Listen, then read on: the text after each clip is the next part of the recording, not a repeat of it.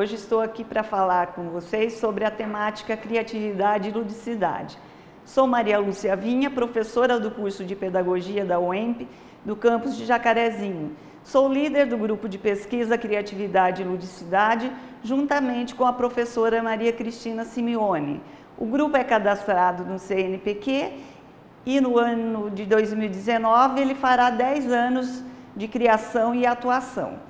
Minha entrada no ensino superior foi através de concurso para didática geral na Faculdade de Educação Física, a FAFIJA, hoje integrante do CCS da UEMP. Desde então, eu atuo em disciplinas ligadas à didática. Sou formada em ciências e em pedagogia. Minha atuação foi predominantemente na educação básica e no ensino superior públicos. Na educação básica, atuei como professora alfabetizadora, como professora de ciências e de matemática. E fazendo uma análise de minha atuação docente e de sua relação com essa temática da nossa apresentação de hoje, criatividade e ludicidade, pode-se perceber que minha trajetória docente sempre esteve permeada pelo desejo de que meus alunos realmente aprendessem e que tivessem gosto por aprender, gosto pela busca do conhecimento. Assim, diante desse desejo e necessidade, fui buscar formas de superação dos enfoques mecanicistas de educação e de ensino. E, além disso, fui buscar formas de me aprofundar teoricamente. Nessa busca de aprimoramento educacional, fiz mestrado, doutorado e pós-doutorado em educação, sendo que todos eles guardam alguma relação com nossa conversa de hoje. Depois dessa breve apresentação, entraremos na temática propriamente dita de nossa conversa, iniciando com uma definição conceitual sobre criatividade, como sendo a capacidade de criar, de inventar, de compor, onde um de seus principais requisitos é a imaginação. Também temos aqui uma outra definição de criatividade feita por Bartlett e citada por Torrance, como sendo o processo de formação de ideias ou hipóteses, teste de hipóteses e comunicação dos resultados. Nessa definição, é possível destacar a imaginação relacionada à formação de ideias, a exploração relacionada ao teste dessas ideias e a ação realizada ou criação, através da comunicação dos resultados. Também é possível perceber nessa definição uma similaridade com o processo de pesquisa científica. E os estudos nessa área mostram que a criatividade está associada a atributos, também chamados de propriedades colativas, que permitem visualizá-la, como, por exemplo, a novidade, a invenção, a descoberta, a curiosidade, a imaginação, a experimentação, a exploração, a variedade, a espontaneidade, a fluência e a flexibilidade. Esses estudos também mostram que a criatividade está associada à resolução de problemas. Nesse sentido, é importante destacar os atributos da fluência e da flexibilidade. Quanto à fluência, a fluência de ideias, ela contribui para a resolução de problemas, já que ela está associada à capacidade de se elaborar uma lista de diversas soluções e assim ampliar as possibilidades de escolher as mais pertinentes. E a flexibilidade contribui para a resolução de problemas, já que envolve a capacidade de abstração, no sentido de se alocar informações em um maior número de classes e subclasses, ampliando-se a possibilidade de encontrar diferentes soluções. E quando se fala em criatividade, um aspecto importante a ser considerado, notadamente no produto criativo, é a presença de fatores do contexto social e cultural. E segundo as autoras Alencar e Frey, esses fatores contribuem em maior ou menor grau para o reconhecimento, o desenvolvimento e a expressão da criatividade. Esses fatores foram destacados pelas autoras ao afirmarem que o produto criativo não é exclusividade de fatores intrapessoais, e os acrescentaram a uma lista elaborada por Feldussen, o qual apresentou 3 elementos do funcionamento humano ligados ao produto criativo, que são um conjunto de estratégias cognitivas para processar novas informações, uma ampla bagagem de conhecimento e habilidades em um domínio específico, e um conjunto de atitudes, características e motivações que predispõem o indivíduo a procurar novas alternativas, novas configurações e soluções apropriadas. Outro aspecto importante a ser considerado refere-se à categorização da criatividade. É importante destacar que essa categorização, a classificação da criatividade só tem sentido se ela for focada no desenvolvimento de processos criativos, pois caso contrário servirá apenas para fins de exclusão e de dominação. Sendo assim, a avaliação da criatividade não deve desembocar em classificação de pessoas, pois os enquadramentos tendem a permanecer como rótulos difíceis de se remover. Outro destaque a ser feito refere-se ao equívoco de que a criatividade é uma dádiva divina ou hereditária. No entanto, a criatividade é universal. Nesse sentido, Gildorf, um estudioso desse assunto, diz que todas as pessoas, em geral, possuem algum nível de criatividade.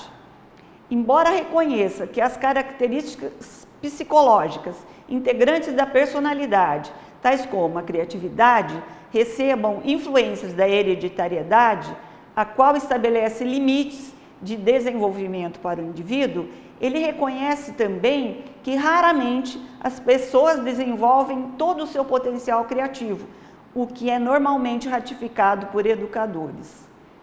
E ao se falar em equívocos, outro deles refere-se à fragmentação de áreas, dificultando-se a comunicação entre elas. É o caso da arte e da ciência, da razão e da imaginação, dentre outras. Não obstante, percebe-se a existência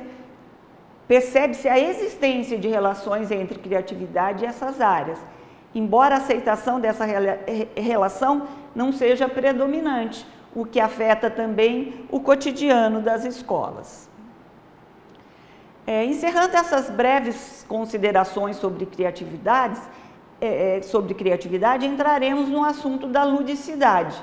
Começamos então apresentando essa imagem que trata de uma obra de Peter Bruegel, intitulada Jogos Infantis. Ela é do século XVI e está localizada no Museu de História da Arte, em Viena, na Áustria. Ela retrata cerca de 200 pessoas em mais de 80 brincadeiras, sendo muitas delas praticadas até hoje, inclusive na nossa sociedade no Brasil.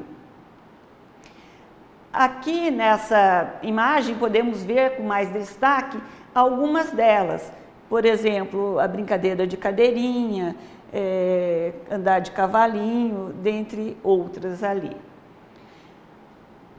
Entrando então no conceito de ludicidade, a gente pode defini-la como característica ou propriedade do que é lúdico, do que é feito através de jogos, de brincadeiras, de atividades criativas.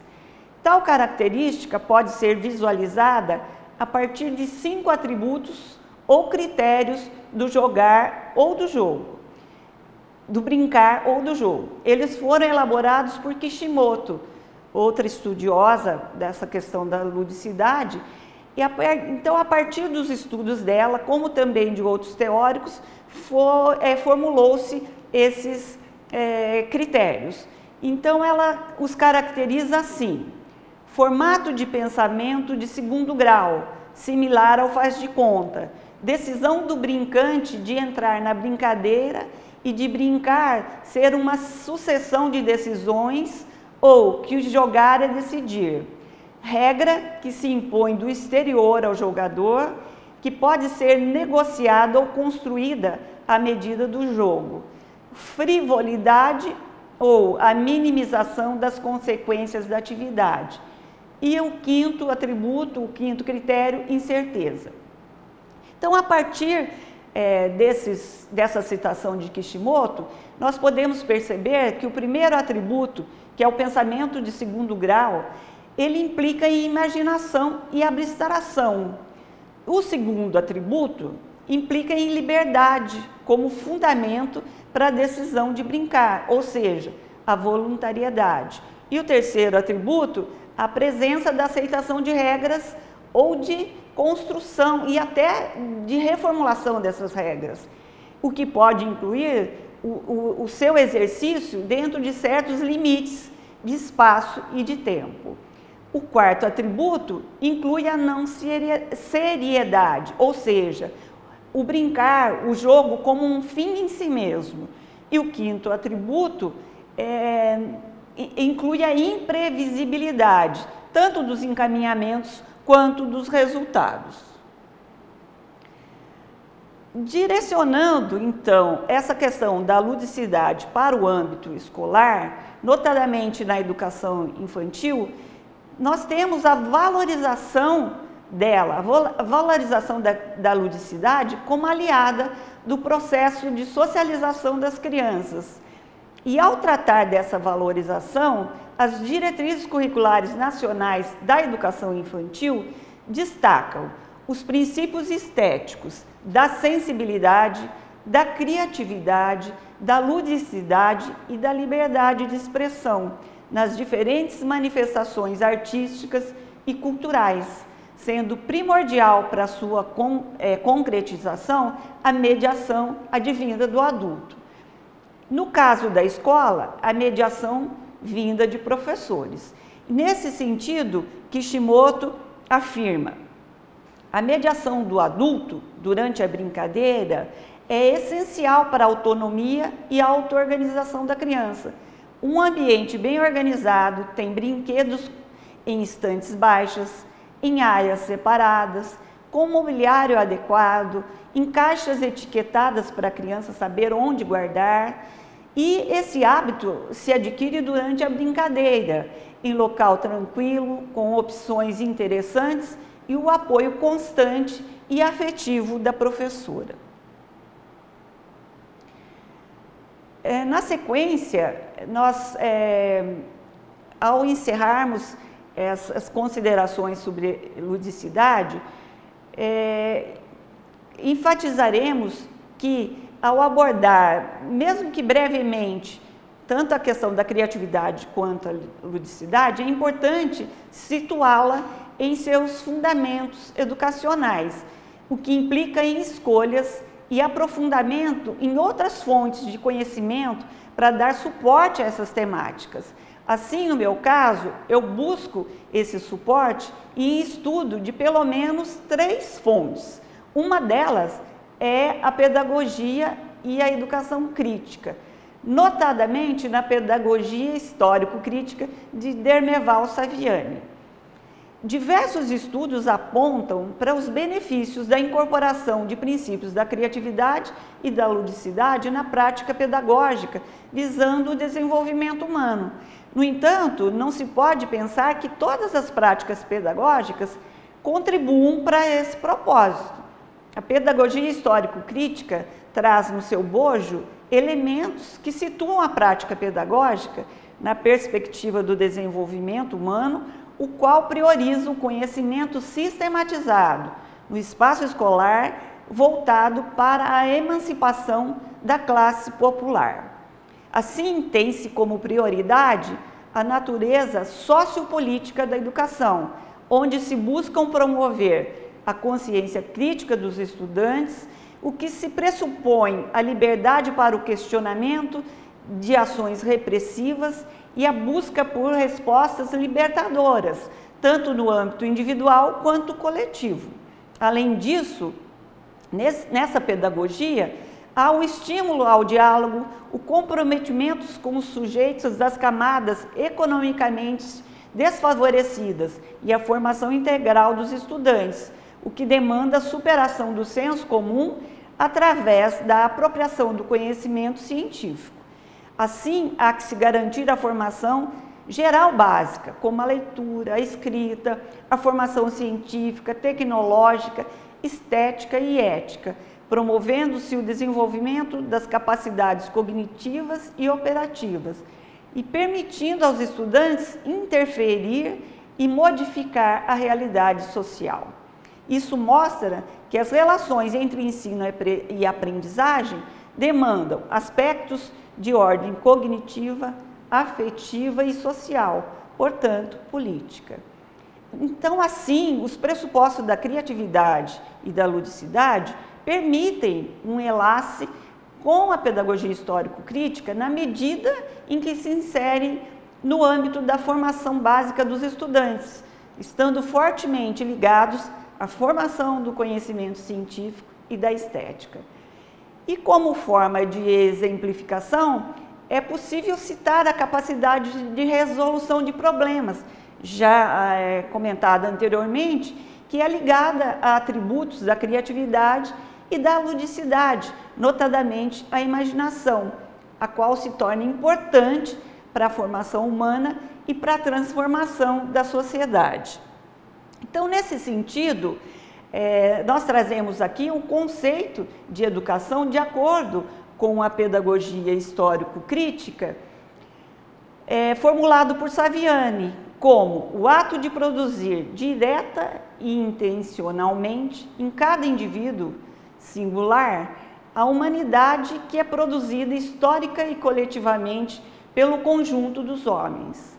Ao afirmar que é necessário produzir em cada indivíduo a humanidade, Saviani destaca que a criança não nasce com as características que definem o ser humano e que, dessa forma, para constituir-se como tal, exige-se a intervenção de seres humanos já constituídos como homens, especificamente os adultos.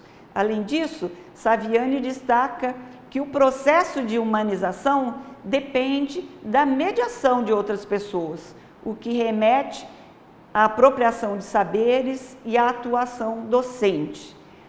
Então, além do suporte advindo da pedagogia histórico-crítica, para situar a criatividade e a ludicidade, eu busco em outra frente, isto é, na teoria sociocultural de Vygotsky, outro pilar de fundamentação. Para Vygotsky, o brinquedo atua na esfera das necessidades da criança, no sentido de projetar, através da imaginação, as possibilidades de realizar tarefas e papéis próprios da cultura dos adultos, constituindo-se um importante fator de desenvolvimento. A expressão brinquedo, para Vygotsky, é sinônimo de brincadeira em suas obras. Então, quando ele situa o brinquedo na esfera das necessidades, ele quer destacar que o brinquedo não se justifica como mera fonte de prazer ou como instinto natural. Nesse sentido, Vygotsky afirma que na base da criação há sempre uma inadaptação, da qual surgem necessidades, anseios e desejos. E além de Saviani e de Vygotsky, situa os estudos de criatividade e ludicidade em mais uma frente, que é a da didática crítica. Nela, a atuação docente implica em dirigir e orientar as tarefas cognoscitivas dos alunos, visando sua formação como sujeitos conscientes, ativos e autônomos. A organização do trabalho docente envolve aspectos relacionados à condução das aulas, o que requer encaminhamentos de atividades para os alunos, visando a apropriação de conhecimentos e a organização de um clima favorável ao aprendizado. Nesse contexto, segundo Veiga, essa didática busca superar o intelectualismo formal do enfoque tradicional, evitar os efeitos do espontaneísmo escolanovista, combater a orientação desmobilizadora do tecnicismo, recuperar as tarefas especificamente pedagógicas, desprestigiadas a partir do discurso reprodutivista e compreender a realidade social onde está inserida a escola.